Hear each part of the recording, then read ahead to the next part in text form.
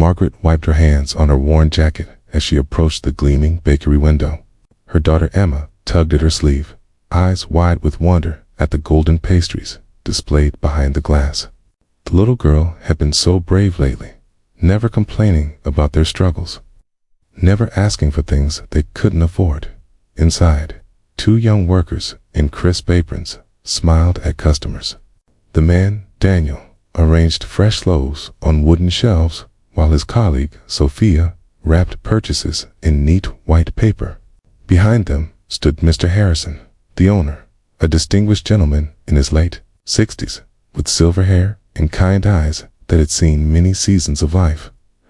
Margaret hesitated at the door. Her pride fought against her desperation. It was Emma's birthday tomorrow, and she had promised her daughter something special. But the accident that took her husband had also taken their savings, and the medical bills never seemed to end. She pushed open the door. The warm scent of baked bread embraced them. Sophia looked up with a welcoming smile. "Good afternoon. How can we help you today?" Margaret's throat tightened. The words felt like stones. "I was wondering, do you have any expired cakes? Something you might throw away. It's my daughter's birthday tomorrow." The shop fell silent. Daniel paused mid-motion. Sophia's smile faltered, replaced by uncomfortable sympathy. Emma squeezed her mother's hand tighter, sensing the weight of the moment. Mr. Harrison had been reviewing paperwork at the back counter.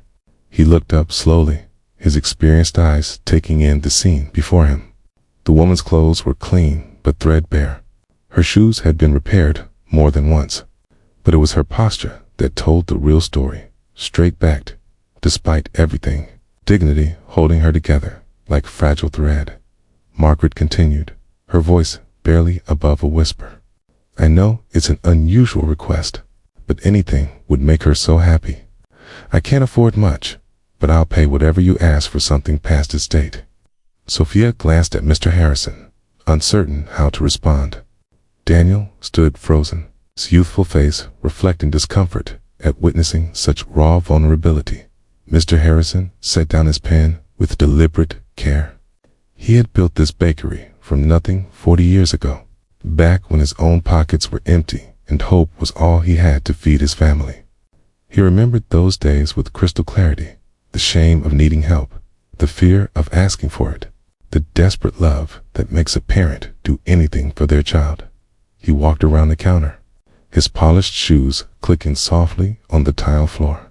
When he reached Margaret, he didn't tower over her.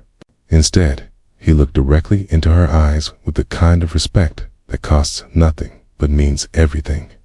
"What kind of cake does your daughter like?" he asked gently. Emma peeked out from behind her mother. "Chocolate," she whispered, "with pink flowers." Mr. Harrison's weathered face broke into a warm smile. "Chocolate with pink flowers. That's a very sophisticated choice for a young lady. How old will you be tomorrow?" 7, Emma said, her voice growing slightly stronger. 7 is a wonderful age, Mr. Harrison said. He turned to Daniel and Sophia. "Would you two excuse us for a moment?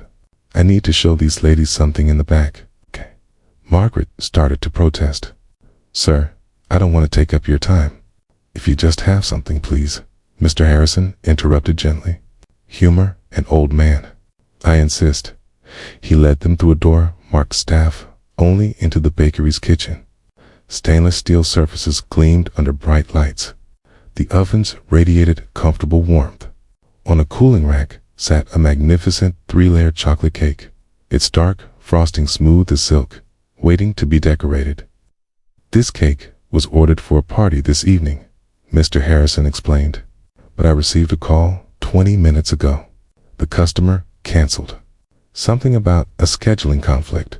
He paused, letting that information settle. "It seems to me that this cake is looking for a home, and tomorrow is someone's 7th birthday." Margaret's eyes filled with tears. "Sir, I couldn't possibly. A cake like that must cost the customer already paid," Mr. Harrison said firmly. "The money is mine. The cake needs a purpose. I decide where it goes. Do you understand?" Margaret nodded, unable to speak. Mr. Harrison crouched down to Emma's level, his old knees protesting slightly. Now, about those pink flowers. Do you like roses or daisies better? Roses, Emma breathed, her eyes shining. Roses, it is. He stood and called out toward the kitchen door. Sophia, could you bring me the decorating kit? For the next 30 minutes, Mr. Harrison worked with the steady hands of a master craftsman.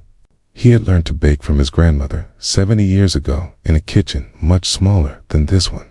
She had taught him that food was more than sustenance. It was love made visible, comfort given form. Sophia and Daniel watched from the doorway, witnessing something their business classes had never taught them. This wasn't about profit margins or customer retention strategies. This was about human dignity and the quiet power of compassion. Mr. Harrison piped delicate pink roses around the cake's border, each petal formed with care.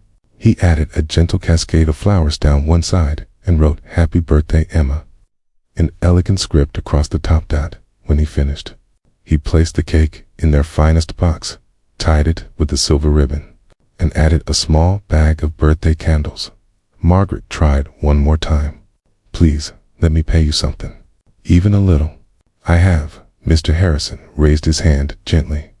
I'm going to tell you something important. 43 years ago, I was exactly where you are now. My wife was sick. My son needed shoes. I walked into a grocery store and asked if they had any dented cans I could buy cheap.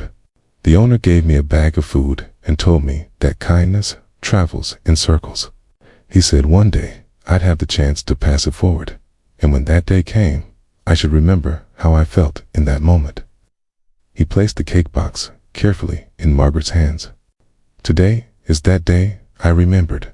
One day, when life is kinder to you, you'll have your own day to remember. That's how kindness survives in this world. One person at a time, one moment at a time. Margaret's tears fell freely now. Thank you, she whispered. You'll never know what this means. Oh, I know exactly what it means, Mr. Harrison said softly.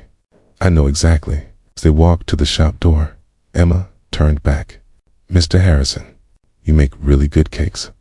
He laughed, a rich sound full of genuine joy. Thank you, young lady. That's the best compliment a baker can receive. You have a wonderful birthday tomorrow. After they left, Daniel approached his employer. Sir, that was incredible. But won't the canceled order affect the books? Mr. Harrison returned to his paperwork, but his eyes held a distant light. Daniel, I've been in business for 4 decades. I've learned that some transactions don't appear in ledgers. That little girl will remember her 7th birthday for the rest of her life. Her mother will remember that when she needed help, someone saw her dignity, not her poverty.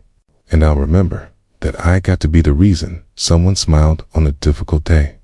He paused, looking at both his young employees. The books will balance.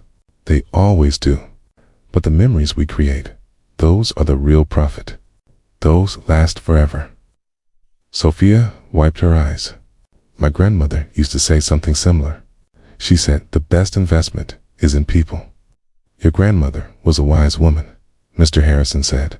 That evening, as he locked the bakery doors, Mr. Harrison noticed the sunset painting the sky in shades of gold and amber. Somewhere across town, a little girl named Emma was probably counting the hours until midnight, dreaming of chocolate cake with pink roses. He smiled to himself. Tomorrow, she would wake up to something beautiful, something that said the world hadn't forgotten her, that kindness still lived in unexpected places. And maybe, years from now, when Emma was grown and faced with her own choice about helping a stranger, she would remember her 7th birthday. She would remember that a silver-haired baker once saw her mother's courage and honored it with compassion instead of pity. That was how the best things in life traveled, not through grand gestures or headlines, but through quiet moments between strangers who chose to see each other's humanity. Mr. Harrison walked to his car, his heart full in a way that money could never achieve. The books would balance. They always did. But tonight, it balanced something far more important. If this story touched your heart, please like, share, and subscribe to help us spread more messages of kindness and hope. Leave a comment below telling us about a time someone showed you unexpected compassion. Your story might inspire someone who needs to hear it today.